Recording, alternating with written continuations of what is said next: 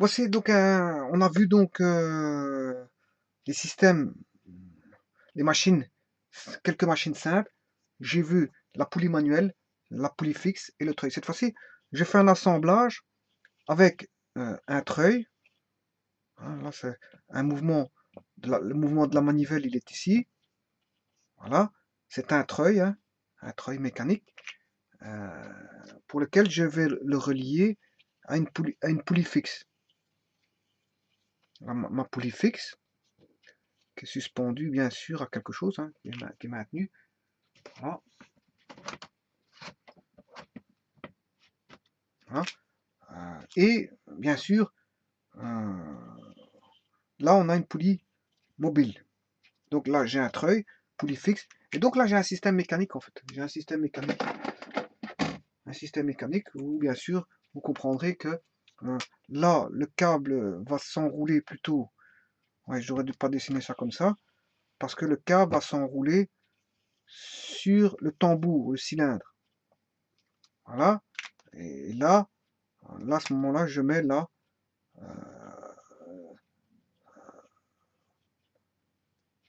la course, ou plutôt la trajectoire de la manivelle. La manivelle est ici, hein, une manivelle manuelle, avec le levier ici, et le cylindre est là. Donc le câble va venir se dérouler à partir du cylindre qu'on a ici. Il va se dérouler comme ceci. Voilà. S'enrouler ou se dérouler, ça dépend si on va dans quel sens on va. Hein. Voilà. Et on va passer par les gorges d'une poulie, ici d'une poulie fixe. Hein, le câble va passer par les gorges d'une poulie fixe pour se retrouver, dire, dans les gorges, ici, d'une poulie mobile. Voilà.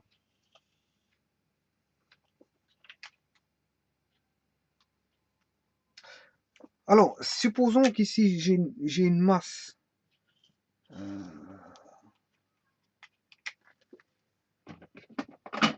J'ai une masse de 250 newtons. Ce qui fait en gros 25 kg de force. Hein. 25 kg de force. Bon, je vais me poser la question, quelle est la force motrice qu'il faut actionner à la manivelle pour pouvoir prendre une charge de 250 newtons. Bon. Ici, vous comprendrez que je peux fonctionner par étapes. J'ai 250 newtons. Ici, j'ai une poulie fixe avec un avantage mécanique de 2. Enfin, j'ai une poulie mobile, pardon, je m'excuse. Pas une poulie fixe. La poulie fixe, elle est là. J'ai une poulie mobile ici avec un avantage mécanique de 2. Donc, si l'avantage mécanique est de 2, 250 divisé par 2, mais j'ai ici, il va prendre 125 newtons ici et 125 newtons ici. Voilà. Alors, ici, on a une poulie fixe avec un avantage mécanique de 1. Ça veut dire que là, 125 divisé par 1, ça fait 125. Là, on a 125 newtons. Et ici, on a 125 newtons. Et ici, on a l'avantage mécanique qui vaut le rayon du levier sur le rayon du cylindre. Hein. Et si je pose que le rayon du levier ici vaut 50 cm et que le rayon du cylindre ici il vaut 20 cm, mais que ici dans ce cas-ci, on aura rayon du levier sur rayon du cylindre ou du tambour, voilà, qui vaut 5,5, 5,5, qui fait 2,5. Donc je vais faire 125 divisé par 5,5 pour avoir la force manuelle, c'est-à-dire, ouais, par là, par là, ils sont multipliés quand on va dans ce sens-là, mais quand on va dans l'autre sens, ils sont divisés. Hein. Ouais, ici, 250 divisé par 2, 125 divisé par 1, et 125 divisé par 5,5, c'est-à-dire fois 2,5, fois 2 cinquièmes. Hein. 125 fois 2, ça fait 250, divisé par 5, qui fait 50 newtons. Donc, la force motrice ici est de 50 newtons. Bon, sachez que j'aurais pu trouver directement la réponse. Hein. Pourquoi? Parce que je cherche l'avantage mécanique total du système, et en fait, il vaut 5,5, 5,5 fois 1 fois 2. 5,5 fois 1 fois 2, ce qui veut dire 5. L'avantage mécanique total vaut 5. C'est-à-dire que si je pars de la force résistante qui vaut 250 newtons qui est égal au poids de la charge ici, 250 newtons, vous voyez bien, je divise par l'avantage mécanique total et je vais obtenir mes 50 newtons directement. Donc je fais 250 divisé pour la force motrice, c'est 250 divisé par l'avantage mécanique, ce qui fait 50 newtons. Voilà, j'ai 50 newtons en force manuelle. Donc j'aurais pu trouver ça par étapes. Hein. Je regarde l'avantage mécanique de chacun des parties ou je divise directement par l'avantage mécanique total.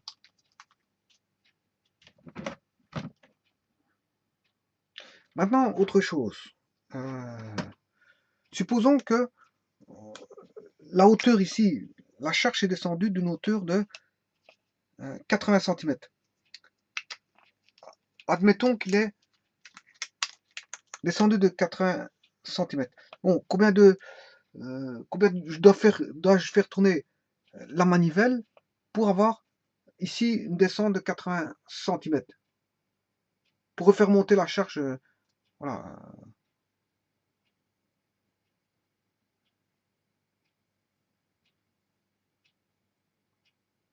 Pour le réenrouler. Supposons qu'il soit déroulé de 40, hein, de combien dois-je le réenrouler au niveau de la manivelle? Ben, on va faire vite ça. Comme calcul, on sait bien que quand on a 80 cm ici, c'est parce qu'on a eu 40 cm ici et 40 cm ici. Voilà. Alors, ça, c'est pour les polymobiles. On sait bien que quand on descend d'une certaine hauteur, là, hein, fatalement, les 80 sont répertoriés sur les deux côtés du câble, de la corde, ou voilà, peu importe ce qu'on a en possession au niveau des poulies. Mais s'il est descendu de 40 ici, c'est qu'il est descendu aussi de 40 là. Voilà. S'il est descendu de 40,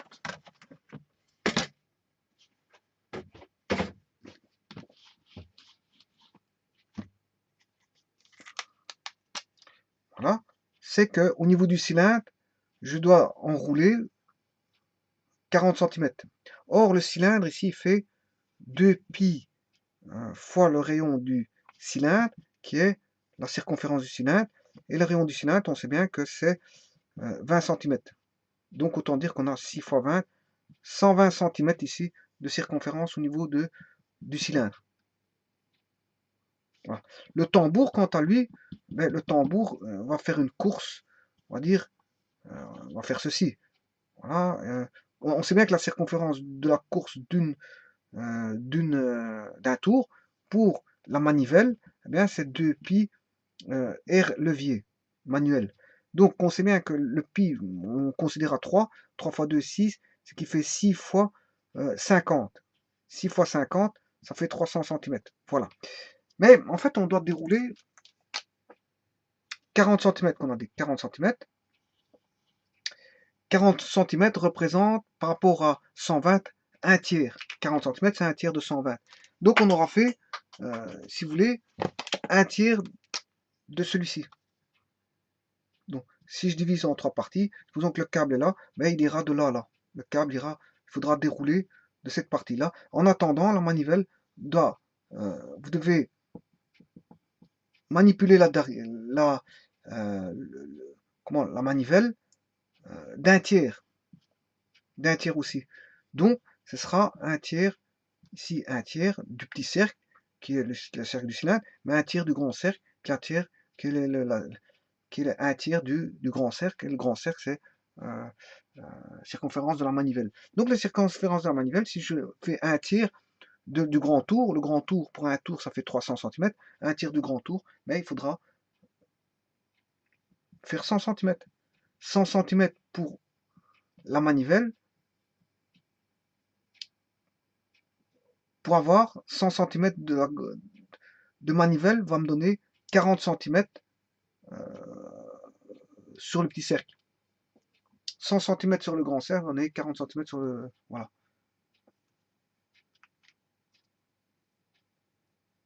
Bon, remarquez quelque chose, c'est que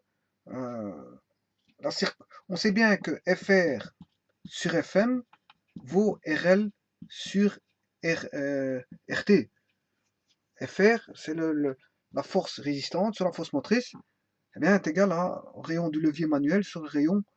Voilà. Mais si on multiplie par 2pi, ça revient à dire qu'on a euh, la circonférence de la manivelle sur la circonférence de treuil, enfin, ou plutôt du cylindre ou du tambour. Voilà.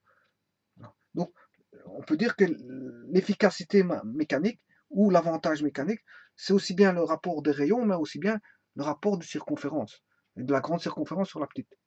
Voilà.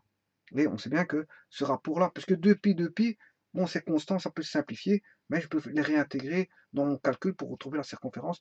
Et on va voir qu'aussi, cet avantage mécanique dépendra soit de la circonférence ou des rayons. Ce sera la même chose, parce qu'ils sont proportionnels tous les deux à 2pi, à 2pi. Donc je peux simplifier les 2pi à partir d'ici pour retrouver RL sur RT. Ou en multipliant par 2pi ces deux-ci, j'obtiens CM sur CT. Voilà.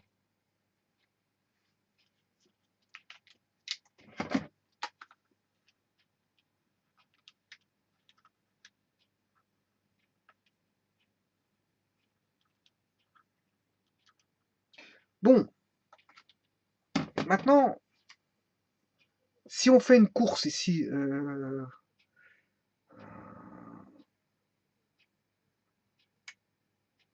donc aussi, on aura combien?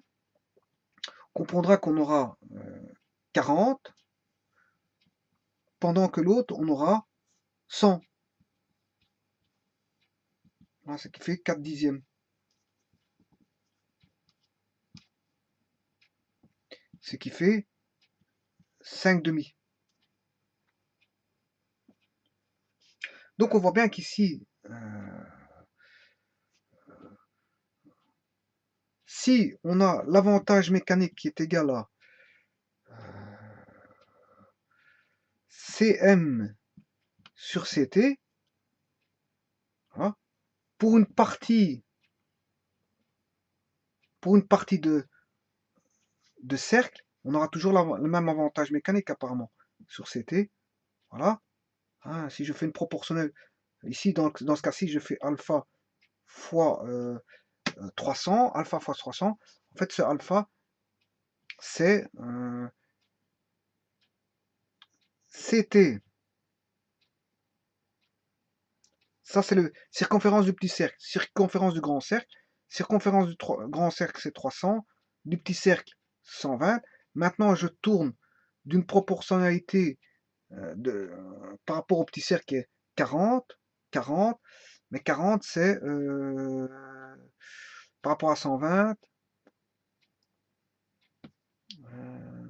un quart. Un tiers, pardon, je viens de le voir ici. Je viens de le voir. Voilà. Si je fais ceci, voilà, là je dois tourner d'un tiers aussi. On a bien vu que si je tourne d'un tiers, voilà, et qu'est-ce qui se passe à ce moment-là? Mais on a le rapport entre les deux qui est celui de l'avantage mécanique aussi. On aura toujours un tiers, si je supprime 300 sur 120, ce qui fait 5 demi. Donc en fait, on retrouve bien ces fameux 5 demi. Voilà, quand je fais 100 sur 40, mais j'obtiens 5 demi. Pourquoi? Parce que je viens de vous le montrer ici. Le rapport vaut 5 demi en fait. Le rapport, peu importe l'angle que vous avez tourné, le rapport sera égal à 5 demi en fait, à l'avantage mécanique. Voilà. Si vous tournez d'un certain angle la manivelle, ben, la circonférence tournée pour avoir un certain nombre de longueurs ici par rapport à la circonférence du tambour, mais tout sera proportionnel qui va donner les rapports entre ce qui a été tourné à la manivelle et ce qui a été tourné au cylindre, va donner, je veux dire, exactement le facteur égal à l'efficacité mécanique ou à l'avantage mécanique, comme ici.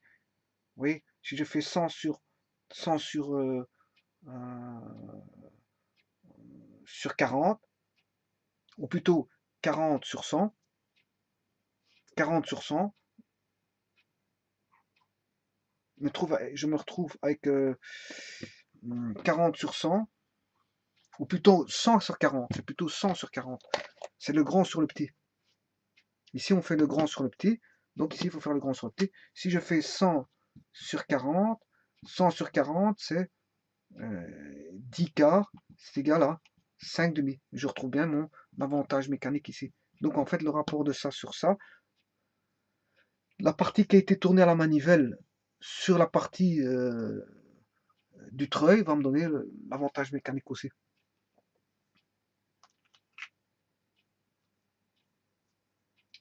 Voilà. Je vous remercie.